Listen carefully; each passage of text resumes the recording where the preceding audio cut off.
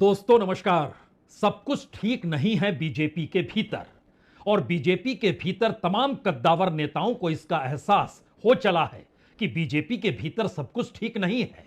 लेकिन सवाल तो यह है कि आखिर सब कुछ ठीक नहीं है तो इसे ठीक करेगा कौन? जिस दौर में बीजेपी अपनी रणनीति और राजनीति और सरकार को साधती है, उन तीनों परिस्थितियों में तो एक ही शख्स है, एक ही चेहरा है, और उस चेहरे के खिलाफ कोई जा नहीं सकता है।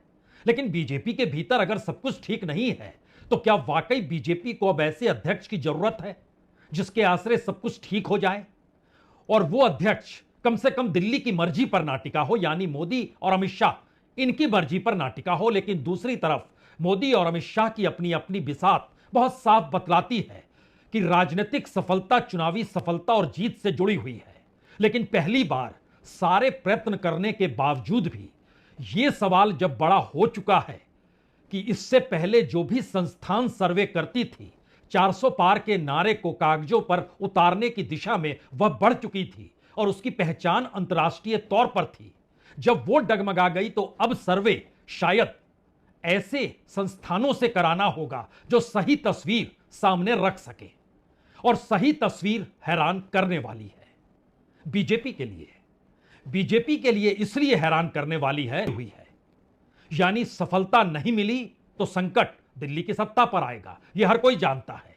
और सर्वे अगर यह इंडिकेट करने लग जाएं कि हरियाणा के भीतर 90 सीटों में से ऐसी बुरी गत बीजेपी की होने वाली है जो इससे पहले कभी हुई नहीं, और महाराष्ट्र के भीतर तो जब से उसने शिवसेना का हाथ थामा, या कहें उससे पहले की भी राजनीति जिस तर्ज पर की, वो तमाम चीजें एक झटके में इस विधानसभा चुनाव में जो नवंबर में होने हैं उसमें धुल जाएंगे, यानी सुपड़ा साफ हो जाएगा। तब जरा कल्पना कीजिए कि कितनी बेचैनी या कितनी घबराहट दिल्ली में मची हुई होगी, और वो कौन कौन से उपाय किस किस रूप में किए जा रहे होंगे कि वो कौन से मुद्दे हैं जिन मुद्दों के आश्रय आगे बढ़ा जाए।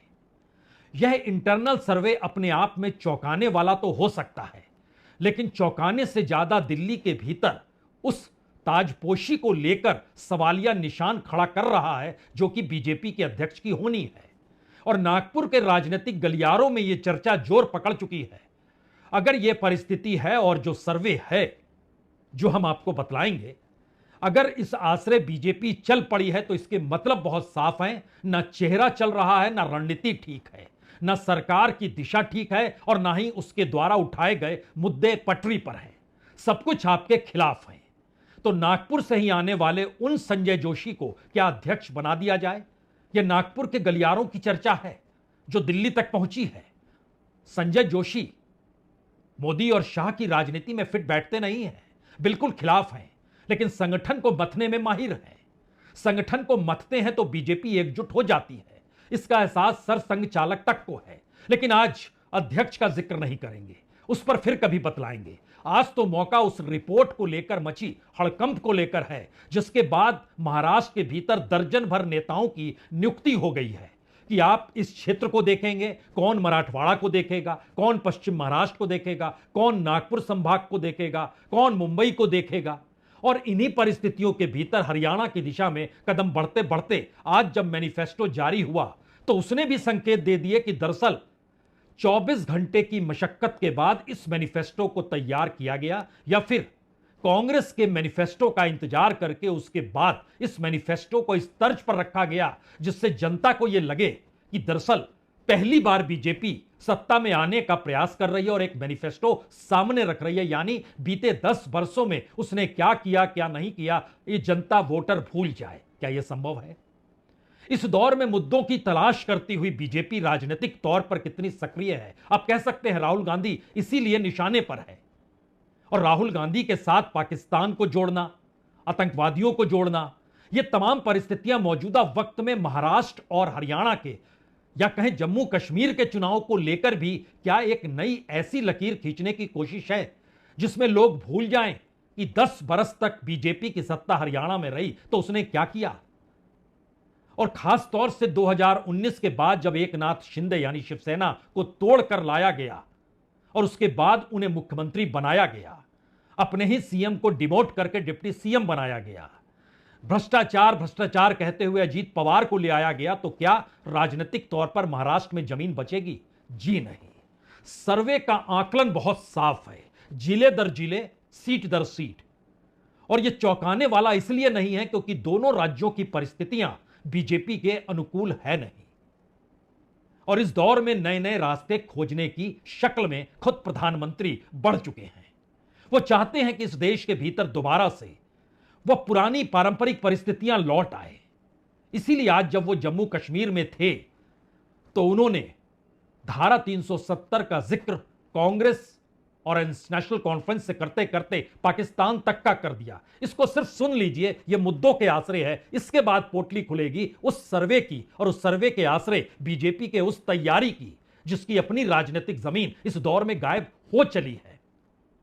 हम जम्मू कश्मीर में पाकिस्तान के एजेंडा को लागू नहीं होने देंगे। दुनिया की कोई ताकत जम्मू कश्मीर में आर्टिकल 370 की वापसी नहीं करा सकती।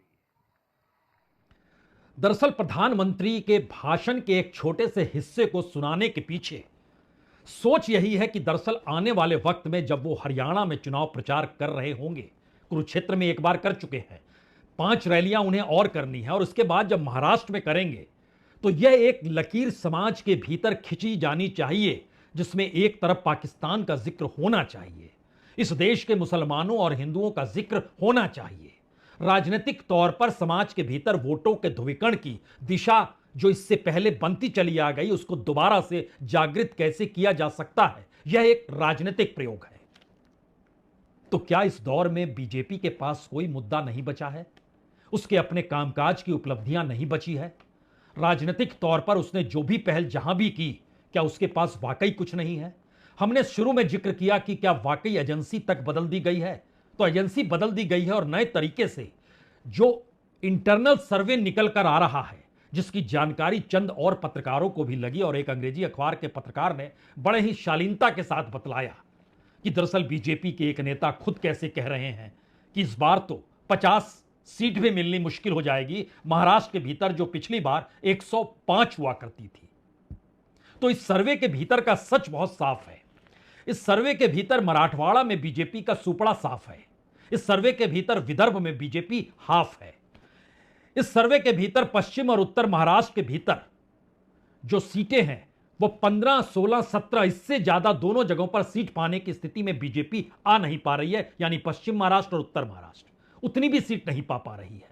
मुंबई के भीतर उसकी स्थिति नाजुक है। पहली बार वह बिना शिवसेना के मैदान में होगी तो स्थितियां वाकई नाजुक है। ठाणे और कोकण में भी कोई अनुकूल स्थिति नहीं है। इसको अगर और बारीकी से अगर आप समझे तो 2019 में 105 सीट बीजेपी जीती। 2024 के लोकसभा चुनाव में उसने बहुत कम सांसदों को जीता, 9 सांसद जीते, लेकिन अगर उसके जरिए विधानसभा की सीटों पर जाएंगे तो 83 सीटें बीजेपी विधानसभा क्षेत्रों में आगे रही। आप कह सकते हैं कि 83 सीटों पर आगे थी तो 83 सीटें तो जीत ही सकती है। अगर आप लोकसभा चुनाव के अक्स तले विधानसभा को देखें जो नवंबर के महीने में होने हैं, सर्वे ने इस पर टिप्पणी की। उसने कहा जी नहीं, ऐसा संभव नहीं है, और उसने बहुत शालीनता के साथ बताया कि जो 83 सीट थी उसमें मराठवाड़ा के भीतर की स्थिति 7 सीटों पर थी, जो कि अब चुनाव हो जाए तो 0 पर आ जाएगी। लोकसभा और विधानसभा के भीतर खड़े हो जाइए, तब का हम जिक्र कर रहे हैं। उस समय 18 सीटें थी लोकसभा के दायरे में। विदर्भ में जो एक झटके में कम होते होते अब 12 तक पहुंचेगी। विधानसभा के भीतर उस दौर को याद कीजिएगा तो वहां 26 से ज्यादा सीटें हुआ करती थी। यह तो लोकसभा की सीटों के अक्सतले हम बतला रहे हैं। लोकसभा की सीट को बेस बनाया गया इस सर्वे के जरिए। पश्चिम महाराष्ट्र में 16 सीट लोकसभा के तहत विधानसभा में आगे बढ़त दिखाई दी, जो कि पश्चिम महाराष्ट्र में 3 से 4 सीट और कम हो रही है। उत्तर महाराष्ट्र में 17 सीटें थी जो और कम होकर 12-14 सीट के बीच आ रही है। मुंबई के भीतर 11 सीट थी जो कम कर 7 दिखाई दे रही है। ठाणे कोकण के भीतर 14 सीट थी जो 12 सीटों पर आ रही है। जी नहीं, यह सर्वे का एक पहला चैप्टर भरा है। हकीकत क्या है? हकीकत यह है कि अगर आप अलग अलग प्रांतों के भीतर इस सर्वे के जरिए चीजों को परखेंगे तो बीजेपी की अपनी राजनीति जो उसने महाराष्ट्र के भीतर खड़ी की, वह बिना शिवसेना के, खास तौर से मुंबई सिटी, मुंबई सबअर्बन, ठाणे का इलाका और रायगढ़ के इलाके में उसका सुपड़ा साफ होने की परिस्थिति में वो आकर टिक जाएगी। यहां 61 में से 26 सीटें उसने जीती थी, लेकिन यह एक झटके में अगर आपको कहे कि यहां 13-14 ही सीट वो जीत पाएगी तो आपको भरोसा नहीं होगा, किसी को नहीं होगा। ऐसा कैसे संभव है? क्योंकि ठाणे में से 18 में से 8 सीटें जीती थी। लेकिन सर्वे बतलाता है कि उल्लासनगर का इलाका हो, कल्याण ईस्ट का इलाका हो, डोंबिवली का इलाका हो, ठाणे बेलापुर का इलाका हो, भिवंडी वेस्ट का इलाका हो, बड़ी कमजोर हो गई है बीजेपी। और इस कमजोरी के बदले एवज में क्या करना है यह आपको हम बतलाएंगे। लेकिन उससे पहले मुंबई सबअर्बन का इलाका, जहां पे उसने 12 सीटें जीती थी, उसके भीतर भी दहिसर का इलाका है, मुलुंड का इलाका है, कांदेवली ईस्ट है, अंधेरी वेस्ट है, घाटकोपर वेस्ट और ईस्ट दोनों है, चारकोप है, गिरगांव है, विले पार्ले है, बोरीवली है। यहां पर उसकी स्थिति नाजुक है। कोई बहुत मजबूत के साथ ही वो नहीं खड़ी, वो नाजुक है, क्योंकि उद्धव ठाकरे की शिवसेना साथ नहीं है, या बाला साहब ठाकरे ने जो अलग अलग शिव सैनिकों के जरिए वहां पर चीजें क्रिएट की, वह पूरा का पूरा मुंबई का सब अर्बन का इलाका डामाडोल हो गया बीजेपी के लिए। और मुंबई शहर के भीतर भी जो 4 सीटें उसके पास थी, कोलाबा, मालाबार हिल, वडाला और सायन, यहां पर कम से कम जो बड़े मिजाज वाला इलाका है, रईसों का इलाका है, कोलाबा और मालाबार हिल में, वहां पर भी लोग कह रहे हैं कौन सी नीति दिल्ली से चल के निकल कर आ रही है जिसके आश्रय मुश्किल हो जाती है। यह सवाल अगर मुंबई सिटी में है और उससे सटे हुए रायगढ़ में अगर चले जाइएगा तो वहां खास तौर से पेन और पनवेल के इलाके में मुश्किल है, जहां पर वो पिछली बार जीती थी। यानी बिना शिवसेना या उद्धव ठाकरे या बाला साहब ठाकरे की पहचान के बगैर एकनाथ शिंदे के आश्रय यहां नहीं काम चलेगा। यह मैसेज बहुत साफ है सर्वे के भीतर का। और इससे जैसे ही आप मराठवाड़ा की दिशा में बढ़ेंगे तो मराठवाड़ा में पिछली बार तो 8 सीटें जीत ली थी, लेकिन इस बार हर जगह मुश्किल है। वो हिंगोली का इलाका हो, नांदेड़ का इलाका हो, परभणी का इलाका हो, जालना का इलाका हो, संभाजी नगर यानी औरंगाबाद का इलाका हो, जहां 2 सीट जीती थी, वहां पर भी मुश्किल हो गई है। इस सर्वे के भीतर की परेशानी विदर्भ के इलाके को लेकर भी है। और इस सर्वे में इस बात का जिक्र जब किया गया कि खास तौर से नागपुर में जो उन्होंने 12 में से 6 सीटें जीती थी, उसमें बड़ी बात तो यह है खुद देवेंद्र फडणवीस नागपुर साउथ वेस्ट से जो लड़े थे, वहां पर पिछली बार की तुलना में इस बार नितिन गडकरी को कम वोट मिले। जो तुलनात्मक तौर पे देखेंगे तो क्या देवेंद्र फडणवीस भी कहीं ना कहीं ऐसी परिस्थिति में आकर खड़े हैं जहां पर यह कोई कह सकता है कि वो कहीं हार ना जाए? ऐसा होगा नहीं। आखिर डिप्टी सीएम है, इससे पहले सीएम रह चुके हैं, एक छोटे से इलाके में प्रभाव तो रखना ही पड़ेगा। लेकिन सवाल फिर वही है, उनके इलाके में वोट ज्यादा गडकरी को नहीं मिले थे, यह बात जहन में रखिएगा। और उसके बाद Nagpur south, Nagpur east, Nagpur central और कामठी का इलाका, हिंगना का इलाका, इन जगहों की परिस्थिति को भी देखिएगा तो बीजेपी के सामने एक मुश्किल सवाल है कि राजनीतिक तौर पर नागपुर जैसी जगह में वो अपनी राजनीतिक जमीन क्यों खो रही है। और अगर पूरे विदर्भ के भीतर जाइएगा तो जैसे गढ़चिरौली का इलाका जो आदिवासी बहुल इलाका है, वहां पर आरमोरी और गढ़चिरौली की सीट जो बाकायदा पिछली बार बीजेपी ने जीती थी, वहां के ट्राइबल्स के भीतर भी यह सवाल है कि बीजेपी इस बार नहीं, तब आप क्या करेंगे? मुनगंटीवार जो चंद्रपुर से आते हैं, बल्लारपुर से पिछली बार जीते थे, वह चुनाव जीत जाएंगे, लेकिन चिमूर की सीट कौन बचा पाएगा जो उससे सटी हुई सीट है? अकोला में से 5 में से 3 सीट जीते, बुल्ढाना में 7 में 3 सीट जीते थे। यहां पर स्थिति यह है कि 1-2 सीट गंवाने की स्थिति में है, जो इस सर्वे की रिपोर्ट है। और यवतमाल के भीतर सबसे ज्यादा 7 में से 5 सीट जीते, लेकिन यहां सिर्फ 2 सीटों पर बीजेपी मजबूत उसमें दिखाई दे रही है। यानी यवतमाल भी खिसक रहा है क्या, जहां पर पिछली बार सबसे मजबूत थी। इसके अलावे गोंदिया, भंडारा में तो पिछली बार भी बीजेपी नहीं कम से कम 1 भी सीट जीत पाई थी। गोंदिया में 1 सीट जीती थी, इस बार वो अभी गया। अगर इस सर्वे की जमीन पर आप खड़े हैं तो, और इस परिस्थिति में वर्धा, अमरावती की भी स्थिति अनुकूल नहीं है। वर्धा में हालांकि 4 में से 3 सीट जीत गई थी, लेकिन इस बार 2 सीट पर संघर्ष है। यह मैसेज इतना बड़ा है कि पहली बार अपने तौर पर बीजेपी ने समझा और दर्जनों नेताओं को महाराष्ट्र में लगा दिया। महाराष्ट्र के भीतर आज की तारीख में वहां पर हालांकि इलेक्शन इंचार्ज भूपेंद्र यादव हैं। एक किताब हमारे पीछे पड़ी हुई है, राइज ऑफ बीजेपी, जो भूपेंद्र यादव ने भी लिखी है, वो को ऑथर है उसमें। उन्होंने बताया है बीजेपी कैसे आगे बढ़ती और वो इस दौर में महाराष्ट्र की राजनीतिक परिस्थितियों को समझते हुए कैसे चीजों को संभालेंगे, यह सवाल है। तो उसमें तय किया गया कि कम से कम जिले दर जिले अब सीनियर लीडर्स को लगाया जाए। भूपेंद्र यादव इलेक्शन इंचार्ज हैं, उनके साथ को इंचार्ज अश्वनी वैष्णव हैं। अश्वनी वैष्णव को इसलिए भेजा गया क्योंकि मध्य प्रदेश में इससे पहले उन्होंने कमाल किया था। लेकिन ध्यान दीजिए, नागपुर रीजन दे दिया गया कैलाश सत्यार्थी को, यवतमाल और वर्धा दे दिया गया प्रहलाद पटेल को, भंडारा और गोंदिया दे दिया गया नरोत्तम मिश्रा को, पुणे और पश्चिम महाराष्ट्र का हिस्सा दिया गया सीटी रवि को। जो नेशनल सेक्रेटरी हैं अरविंद मोहन, उनको औरंगाबाद संभाजी नगर वो सौंपा गया। अमित ठक्कर हैं, गुजरात के विधायक हैं, उनको नासिक दे दिया गया। अनिल जैन जो बीजेपी के लीडर हैं, उनको अहमदनगर दे दिया गया।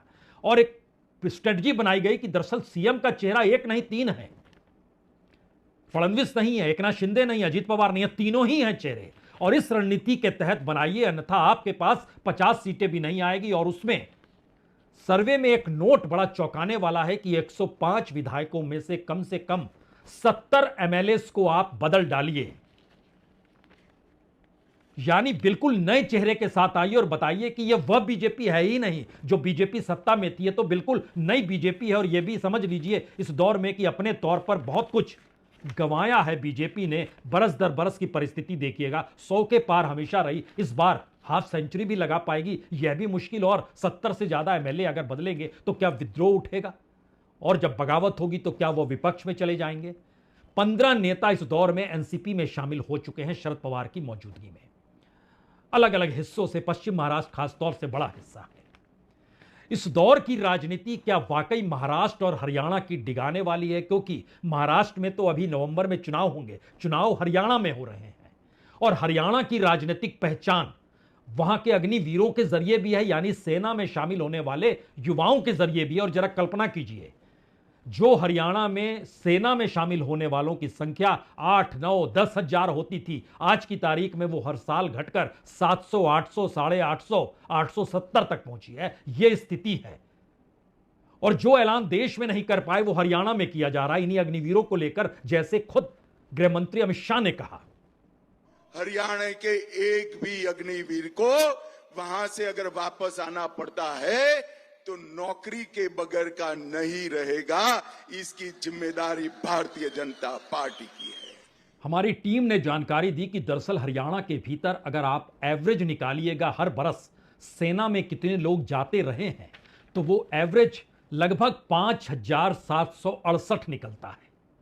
लेकिन इस दौर में जब से अग्निवीर लागू हुआ है उसके बाद जो एवरेज निकलता है वो लगभग 825 का निकलता है, जो एवरेज है। इतनी बड़ी तादाद में उसके बाद खुद गृह मंत्री कह रहे हैं कि आपको सरकारी नौकरी मिलेगी, तो यह देश भर में ऐलान क्यों नहीं हो गया? 500 रुपए का सिलेंडर मिलेगा, तो यह देश भर में ऐलान क्यों नहीं हो गया? दरअसल सर्वे ने बतलाया है कि हरियाणा के भीतर जैसे महाराष्ट्र में आप 50 का आंकड़ा छुपाएं या ना छुपाएं मुश्किल है, 70 विधायकों को बदल दीजिए। यही परिस्थिति कमोवेश हरियाणा के भीतर है कि आप 20 का आंकड़ा छुपाएंगे या नहीं छुपाएंगे। और राजनीतिक तौर पर आपने चाहे नए चेहरों को उतारा है, 35 से ज्यादा नए चेहरे मैदान में हैं, अलग अलग पार्टियों से आए हुए चेहरे हैं, परिवार के लोगों को आपने जगह दे दी, स्पेस दे दिया, लेकिन उन सबके बावजूद भी स्थिति आपके अनुकूल नहीं है। स्थिति अनुकूल बनाने के लिए क्या आपको अपने सहयोगियों को आगे बढ़ाना होगा या फिर कुछ को सहयोगी बना लेना होगा? जैसे गोपाल कांडा को आपने उनके लिए अपने कैंडिडेट को वापस ले लिया, यानी एक तरह से यह आत्मसमर्पण की स्थिति है। और शायद यही वजह है कि आज जो मैनिफेस्टो जारी किया गया, हम उस हिस्से पर आएं, उसके असल दर्द को पकड़ें, उससे पहले एक चीज जान लीजिए, क्योंकि सर्वे इस बात को बताने से चूक नहीं रहा है कि फरीदाबाद में पिछली बार आपने, फरीदाबाद डिवीजन में आपने 12 में से 7 सीटें जीती थी। इस बार आप 3 सीट जीत पाएंगे। नूह, पलवल और फरीदाबाद 3 इलाके आते हैं, लेकिन फरीदाबाद से हटकर नूह में तो एक भी सीट नहीं जीत पाएंगे। पलवल में शायद एक जीत जाएं। गुड़गांव में 11 में से 8 सीट पिछली बार आपने जीती थी, लेकिन इस बार रेवाड़ी और महेंद्रनगर में कहीं आप साफ ना हो जाएं। स्थितियां इतनी नाजुक है। हिसार में पिछली बार हिसार डिवीजन जो है 20 में से 6 सीट जीती थी, लेकिन इस बार सिरसा, जिंद, फतेहाबाद और हिसार चारों जगहों स्थिति बड़ी नाजुक हो चली है। और पता नहीं यहां एक भी सीट आपको मिल पाए या नहीं मिल पाए, या 1-2 सीट मिल पाए।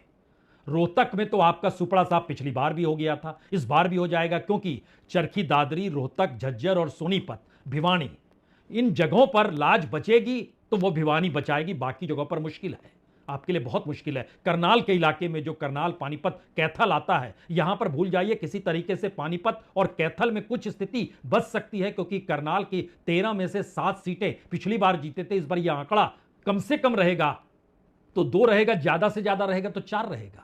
ये सर्वे अगर बतला रहा है इंटरनली तो चीजें हैरान। अंबाला डिवीजन के भीतर पिछली बार आपने 14 में से 7 सीटें जीती थी, उसके दायरे में पंचकुला, वहां पर परेशानी है लोगों को। अंबाला, कुरुक्षेत्र, यमुनानगर, तमाम जगहों पर परेशानी है। और एक बड़ी बात यह है, दोनों जगहों को लेकर एक बात बताएं कि दरअसल महाराष्ट्र के भीतर भी जो रियल एस्टेट का पूरा धंधा है और हरियाणा के भीतर भी जो रियल एस्टेट का धंधा है या बिजनेस है या मॉडल है, उस पर सत्ता ने कब्जा कर लिया और जो उनके साथ है उन्हीं के अनुकूल परिस्थितियां बनाई गई। इसीलिए वहां पर अगर एकनाथ शिंदे और उनके करीबियों ने रियल एस्टेट पे किया है तो वो पूरी फंडिंग रियल एस्टेट वाले विपक्ष को कर रहे हैं, यानी बीजेपी के विपक्ष वालों को कर रहे हैं। इसी तर्ज पर हरियाणा के भीतर का ये संकट है, वही जमीन, वही सब कुछ और वही अवैध खनन जो अरावली की पहाड़ियों के तले होते हैं, जो गुरुग्राम का इलाका है। इसीलिए जो पूरा का पूरा मैनिफेस्टो जो रखा गया उसको भी अगर आप परखेंगे तो महिलाओं को अगर कांग्रेस 2000 दे रही है तो हम 2100 दे देंगे। सवाल ये नहीं है 2100 दे देंगे, सवाल यह है कि इससे पहले आपके पास पैसे नहीं थे क्या? ये झटके में पैसे आ गए। अस्पताल के 300-400 करोड़ रुपए पेंडिंग पड़े हुए हैं जो आपको काम कराना चाहिए था, 10 सालों में नहीं हुआ, लेकिन एक झटके में मैनिफेस्टो जारी करते हुए लिख दिया कि अब 10 लाख के इलाज का जिक्र कर रहे हैं जो आपको फ्री में दिया जाएगा। जो आईएमटी है, आईएमटी का जिक्र करें उससे पहले हमें लगता है जो मैनिफेस्टो आज जारी कर रहे थे बीजेपी अध्यक्ष नड्डा साहब, उनको सुनना चाहिए। हमारा संकल्प है, यह हमारा कमिटमेंट है कि भारतीय जनता पार्टी की सरकार समयबद्ध तरीके से अगली बार जब आपके पास आएगी तो इन सारे वायदों को पूरा करके आएगी। इस बात को हम ध्यान में रख करके चलेंगे और इसीलिए हम लोगों ने तय किया है कि सभी महिलाओं को लाडो लक्ष्मी योजना के तहत वित्तीय सहायता प्रदान करने के लिए प्रति माह 2100 रुपए का 2100 रुपए का सहायता प्रदान की जाएगी। उसी तरीके से आईएमटी खरखोदा के तर्ज पर 10 अत्याधुनिक यानी मोस्ट मॉडर्न इंडस्ट्रियल शहर बनाए जाएंगे।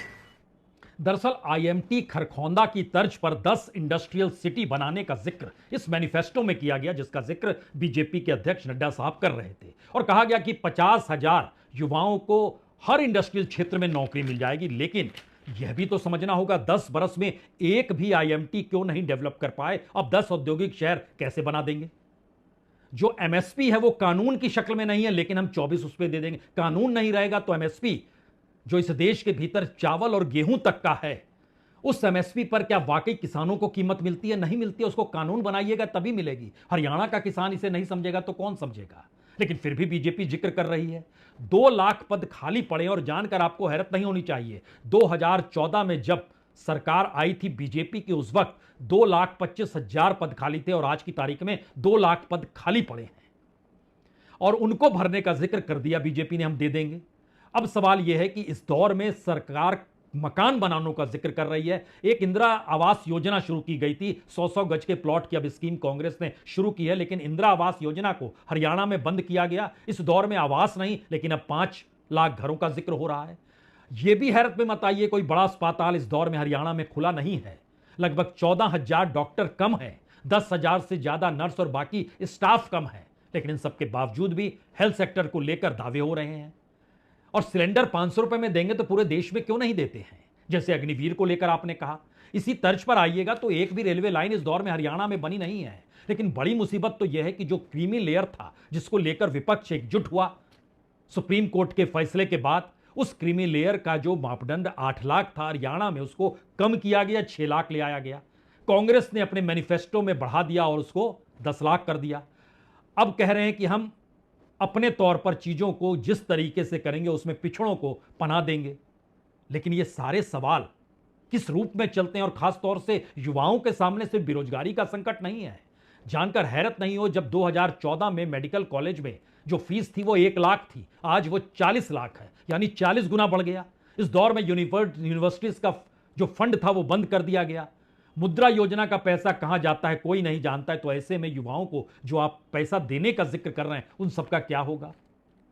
सुप्रीम कोर्ट तक मामला गया जो अवैध खनन का है और जो अरावली की पहाड़ियों को काटने का जिक्र है, लेकिन आप वहां पर अब जंगल सफारी का जिक्र कर रहे हैं। यानी राजनीतिक तौर पर कैसे बचा जाए, कौन से मुद्दे उठाए जाएं, उन मुद्दों के आश्रय बीजेपी कैसे जागृत हो जाए, और अगर नहीं हो तो फिर हमारे पास क्या उपाय बचेगा? शायद ये अंतर्विरोध बीजेपी के भीतर अब आ चुका है।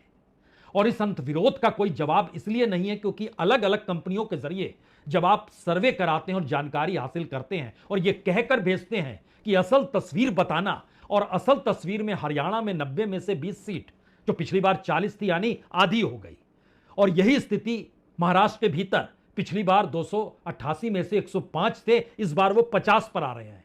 कमोवेश एक सीधी लकीर है बीजेपी को लेकर कि आपने इस दौर में जो भी राजनीति साधी उसमें जनता आपको हाफ करने की तैयारी कर चुकी है। और इसीलिए बार बार सवाल उठता है, 400 पार कर रहे थे, इस बार तो 200 ही आना था, पता नहीं कहां से चीजें मैनेज हो गई, 240 तक आप पहुंच गए। यानी राजनीतिक तौर पर बीजेपी का संकट 3 स्तर पर है। पहला स्तर चुनावी हार को लेकर है, उससे कैसे निजात पाएं।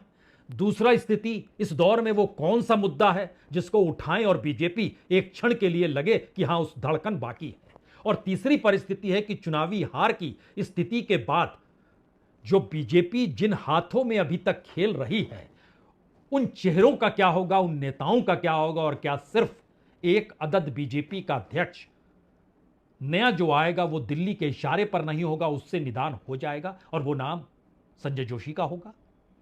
इन सवालों से जूझती हुई बीजेपी के भीतर आज की तारीख में उन तमाम विधायकों के सामने जो महाराष्ट्र में है और जो हरियाणा में खड़े हैं, सभी की धड़कन सर्वे ने बढ़ा रखी है। बहुत बहुत शुक्रिया, बहुत बहुत शुक्रिया।